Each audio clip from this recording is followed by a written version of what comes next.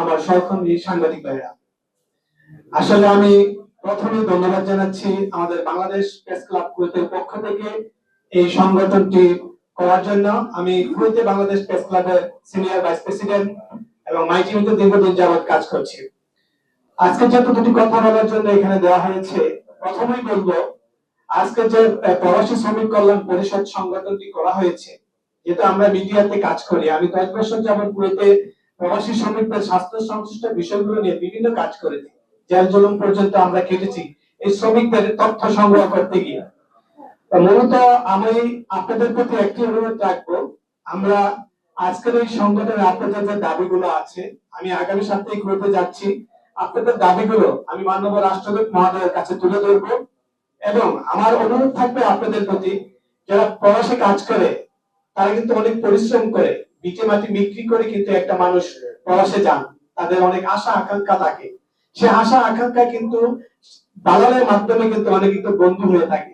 তো ইতিমধ্যে বাংলাদেশ দূতাবাস কুয়েতে অনেকগুলো পদক্ষেপ নিয়েছেন, যারা দালালি করে, যারা শ্রমিকদের বেতন দেয় না।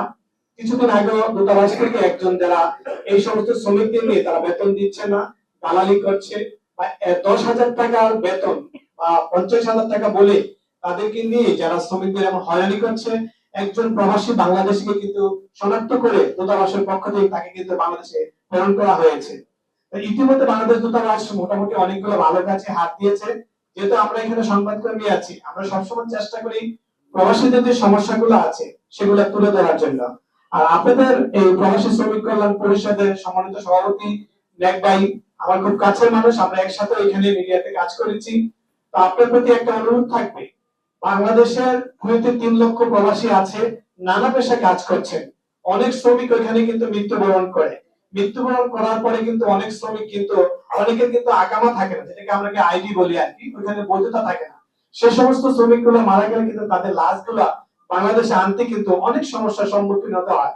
দূতাবাস থেকে যদিও তাদেরকে সহযোগিতা করা হয়, বর্তমান মাননীয় রাষ্ট্রদূত মহোদয় বলেছেন যে সমস্ত শ্রমিকদের ওইখানে কোনো কাগজপত্র নেই বা যে কোম্পানিতে গিয়েছে সেই কোম্পানি যদি তাদেরকে বাংলাদেশে পাঠাতে না পারে, এখানে বাংলাদেশ কমিউনিটি আছে, কমিউনিটি থেকে সহযোগিতা করা হয়, দূতাবাস থেকে তারা কিছু সহযোগিতা করে যাবে।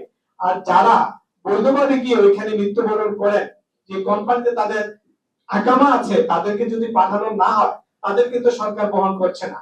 তো সেক্ষেত্রে অনেক প্রবাসী আছে যে নিম্ন বেতনে তারা চাকরি করে, তারা খেয়ে পড়ে তাদের জীবনযাপন করাটা অনেক কষ্ট হয়ে যাচ্ছে তাদের।